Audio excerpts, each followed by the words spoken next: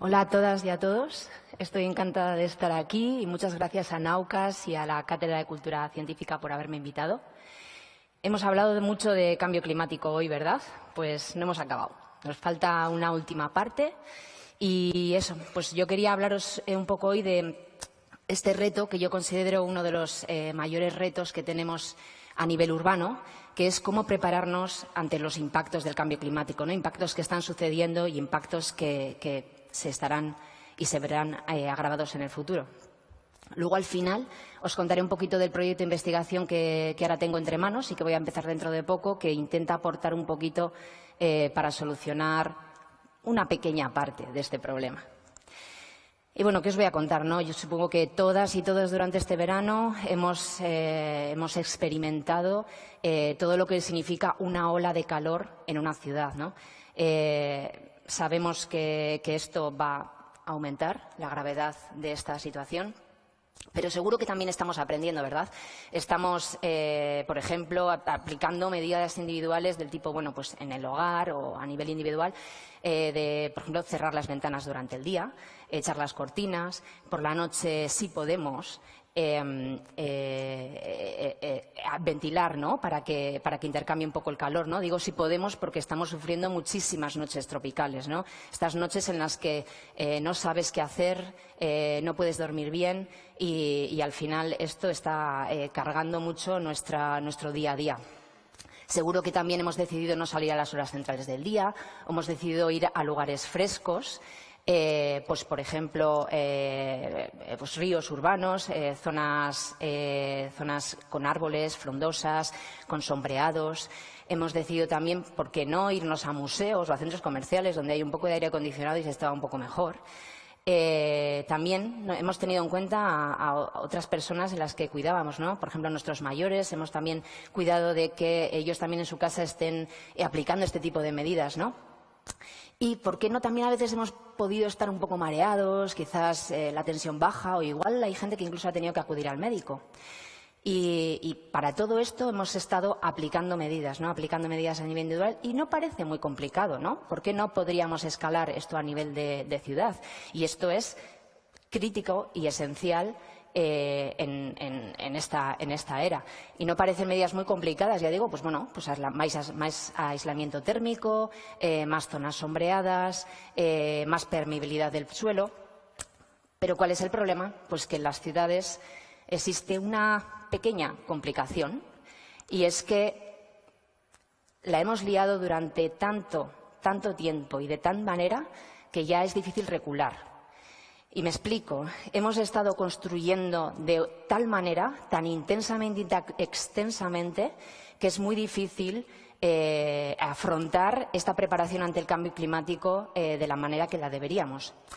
Por ejemplo, hemos creado ciudades con el suelo completamente sellado, en las que no hemos respetado en absoluto ninguna dinámica ecológica.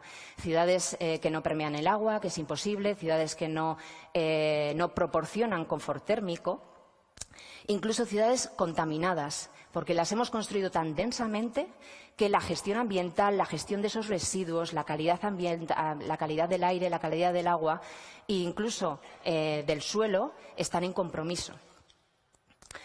Y hemos construido con materiales que crean pequeñas estufas en verano, ¿no? No sé si os habéis dado cuenta que durante el verano la temperatura extrema a lo largo del día no es a mediodía, hacia las 3 de la tarde o así, cuando el sol está alto, que es durante el invierno, pero se traslada hacia las horas más tardías, no más vespertinas, tipo las 6 de la tarde, 7 u 8. Y esto, aunque el sol está más bajo, es debido a que ya empieza el intercambio de calor, ¿no?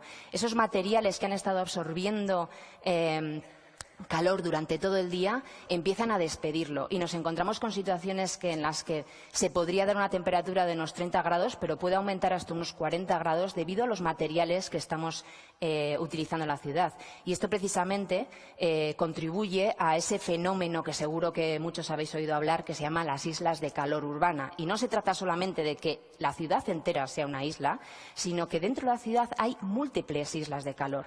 Hay zonas en las que podemos estar mejor y hay zonas en las quizás podemos estar peor. Estos materiales que hemos utilizado tampoco, como decía, permean el agua y crean estos ríos en invierno en los que, cuando tenemos la suerte de tener un alcantarillado, ese alcantarillado es imposible que absorba tal cantidad de agua porque el resto del suelo, el resto del espacio no le está absorbiendo y no le está dando salida. Hemos creado espacios en los que cabría preguntarse cuál es el uso, ¿no? Espacios totalmente vacíos, sin ningún banco, sin ningún árbol, sin ninguna porción de tierra. Y edificios también en los que hay tal demanda energética porque estos son incapaces de dejar nada de calor y nada de frío fuera de ellos. Esto hace que,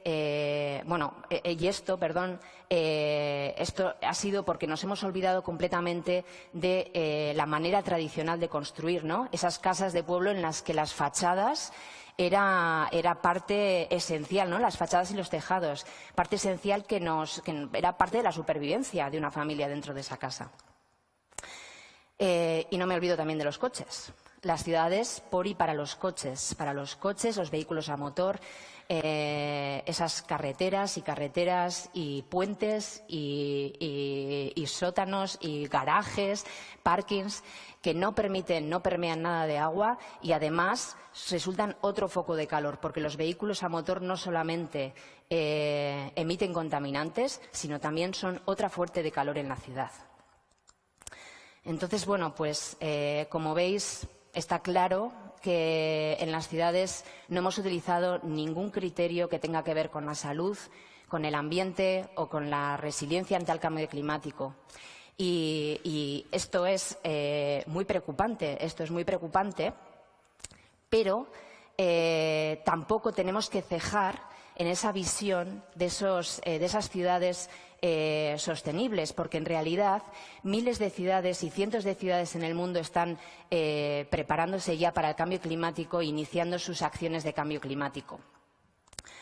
Lo suelen hacer con medidas, hay veces que anecdóticas, experimentales, por ejemplo, de aislamiento térmico en algunos edificios, renovación, introduciendo elementos verdes, a veces pequeños, otras veces un poco más extensos. Tampoco son medidas que tengamos que obviar, porque a veces hace falta experimentar e innovar, siempre que esta experimentación e innovación esté dentro de un plan estratégico a largo plazo. Y luego están esos planes y esas intervenciones que son ejemplares, ¿no? Esas intervenciones ejemplares que, por ejemplo, en Londres, cuando ya en la década de los 80 pensaban en proteger la ciudad contra las inundaciones. Pero todos estos ejemplos de ciudades que están apostando no podrían ser posibles sin un fuerte liderazgo político y un gran apoyo social. La pregunta que yo tengo ahora, y que es el objetivo de mi investigación, es cómo saber cuán de bien o cuán de mal lo estamos haciendo, ¿no? Cómo saber si realmente estamos progresando, cómo saber si las intervenciones que estamos implementando para prepararnos mejor para el cambio climático van o llegarán a buen puerto o sin embargo, tendremos que echar un poco para atrás, remar un poco para atrás y elegir otras posibles alternativas que puedan funcionar mejor. Y realmente esta es una pregunta que no es que se aplique solo a ciudades, sino que se aplica a todas las escalas y que está en todos los círculos, desde el urbano hasta el internacional, pasando por el nacional, desde la política hasta la ciencia. En este caso, la política, la práctica y la ciencia están yendo totalmente de la mano. No sabría muchas veces si cuando estoy hablando en estos foros estoy guiada por mi conocimiento científico o por mi conocimiento de cómo se están desarrollando las políticas en este aspecto. Esto es principalmente el objetivo de mi investigación, el proyecto que os contaré un poco más adelante, y os quería explicar un poco la complicación de esta tarea comparándolo con la mitigación. Ya sabéis que cuando hablamos de cambio climático el reto es doble. Por un lado está la mitigación y por otro lado la adaptación, la reducción de esos gases de efecto invernadero y la preparación ante esos impactos del cambio climático que están ocurriendo y que están por suceder. Cuando hablamos de mitigación, sabemos cuál es la métrica, está clarísima. Gases de efecto invernadero, emisiones de efecto invernadero, ¿no? Emitimos más, no es bueno, emitimos menos, un poco mejor, y no emitimos nada, pues mucho mejor. ¿Cuál es el problema? Que en la adaptación afecta a muchísimos sectores diferentes. No estamos hablando de un impacto climático, estamos hablando de combinaciones de impactos climáticos. Nuestras ciudades no solamente se tienen que preparar para esas olas de calor que ahora tenemos muy recientes, sino también para precipitaciones extremas, para olas de frío, para sequías, y todos estos riesgos climáticos implican adaptaciones diferentes, implican maneras de actuar diferentes, y la combinación de estos también puede requerir maneras diferentes de hacer. Entonces, esto es una complicación muy clave a la hora de medir la adaptación. No tenemos una sola métrica y, por lo tanto, la agregación de todos estos progresos se convierte en una tarea muy difícil. No estamos hablando, por ejemplo, solo de proteger esos kilómetros de costa o de restaurar ecosistemas para que nos puedan ayudar a prepararnos mejor. Tampoco estamos hablando solo de proteger a la población vulnerable, o del número de edificios que tienen aislamiento térmico en una ciudad. Es todo ello combinado. Por eso, la primera complicación que os quería transmitir es que la adaptación requiere múltiples métricas, una combinación de ellas. Segundo, todos sabemos que, independientemente de dónde estemos emitiendo en este planeta, el objetivo es universal. Tenemos que reducir la temperatura media a nivel global. Da lo mismo dónde se reduzcan esas emisiones, que el objetivo es común y es global. La complicación en la adaptación viene a que es un contexto totalmente local. Vemos que los impactos que está produciendo ese aumento de temperatura son totalmente distintos en el punto geográfico que nos hallemos en el planeta. Además de eso, las medidas que vayamos a implementar para adaptarnos serán distintas dependiendo de los recursos que tengamos y dependiendo de las características ambientales, las características humanas, nuestra cultura, por ejemplo, de planificación y de hacer política. Podemos ver, por ejemplo, que ciertos impactos climáticos, como pueden ser las inundaciones, pueden requerir maneras de hacer completamente diferentes dependiendo de la zona geográfica en la que estemos. Por ejemplo, podemos comparar cualquier zona urbana de Reino Unido, las típicas medidas de adaptación que podrían llevarse a cabo, de emergencia o barreras de inundaciones, por ejemplo. Pero, en cambio, cuando hablamos de inundaciones o de subida del nivel del mar y las inundaciones asociadas en las Islas Salomón, vemos que las respuestas tienen que ser completamente diferentes. En cambio, estas poblaciones tendrán que retroceder porque ya estas áreas serán completamente inhabitables. Por lo tanto, los recursos que se tengan que invertir en un sitio o en otro serán completamente diferentes.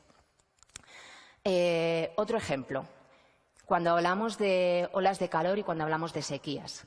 En el caso de Madrid, en el que se ha establecido una red de agua reciclada en toda la ciudad, se está reciclando este agua para su uso en la irrigación de parques, de zonas verdes y también para la limpieza de calles. Entonces, una métrica que podría ser adecuada aquí sería el volumen de agua reciclada que estamos utilizando. Pero, en cambio, cuando estamos hablando, por ejemplo, de Alicante, donde ellos han implementado este parque urbano inundable, la métrica que podría ser más adecuada en este caso sería el volumen de agua que está siendo capturada y que puede reutilizarse para otros usos, y también los momentos en los que este agua puede reutilizarse o no. Por lo tanto, veis que dependiendo del contexto en el que se estén implementando estas medidas, la evaluación de su progreso y de su éxito puede ser completamente diferente. Entonces, bueno, pues la segunda complicación es que la adaptación es local, no es un beneficio global, digamos, depende del contexto. Y una adaptación, invertir en adaptación aquí, en la ciudad de Bilbao, beneficiará a la ciudad de Bilbao y quizás a los alrededores, pero principalmente a la ciudad de Bilbao. Y otro último tema que quería comentaros, que tiene que ver mucho con lo anterior, es que la adaptación no beneficia a todas las personas y a todos los elementos urbanos de la misma forma.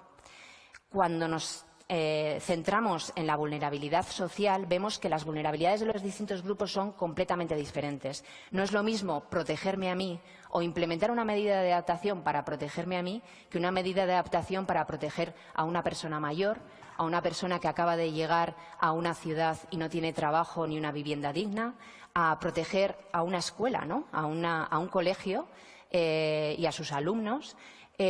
O proteger a trabajadores que están trabajando a la intemperie durante esas horas de calor, por ejemplo. Y es que la vulnerabilidad y la adaptación es mucho y tiene mucho que ver con la justicia social, con la sostenibilidad, con la política y con la gobernanza urbana. No se puede separar adaptación al cambio climático de todos estos procesos sociales. Muchas veces, y hemos hablado de lingüística, cuando la gente oye adaptación al cambio climático, directamente lo relacionamos con temas tecnológicos, infraestructurales.